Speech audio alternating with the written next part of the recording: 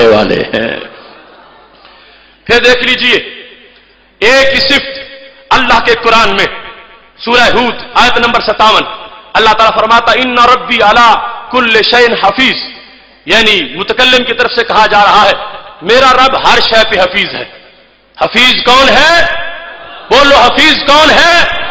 तौहीद seminar वालों बोलो हफीज कौन है? और सूरह यूसुफ में क्या है आयत नंबर 55 क़ाल अजअलनी अला खज़ाइनिल अर्द इन्नी हफीजुन अलीम, मुझे जमीन के खजानों का तुम वजीर बना दो, मैं हफीज भी हूं, मैं अलीम भी हूं। रब भी हफीज, हजरत यूसुफ अलैहिस्सलाम भी हफीज, रब भी अलीम, हजरत यूसुफ अलैहिस्सलाम भी अलीम।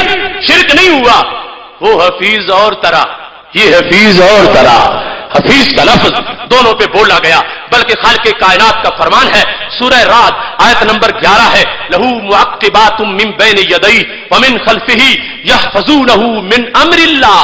और रब के कुछ फरिश्ते हैं जो बारी बारी बंदों पे ड्यूटी देते हैं और बंदों की हिफाजत करते हैं। अगर वो फरिश्ते ना हो तो एक मिनट भी आंख खुली ना रह सके, कीड़ों से भर जाए। अगर वो फरिश्ते ना हो तो कान वाला सुराख एक रात भी ना बचे, कीड़े इसको अपना सुराख और बिल बना ले। ये कान क्यों महफूज है, ये आंखें क्यों महफूज है? रब के फरिश्ते ड्यूटी दे रहे हैं। और अल्लाह कहता क्या है यहफ़ज़ूनहु, वो हिफाजत करते हैं। अब रब भी हिफाजत करता है, रब के बंदे भी हिफाजत करते हैं। हिफाजत करना मुश्किल कुशाई है, हाजत रवाई है। अल्लाह फरमा रहा है मैं भी करता हूं, मेरे बंदे भी ये काम करने वाले हैं।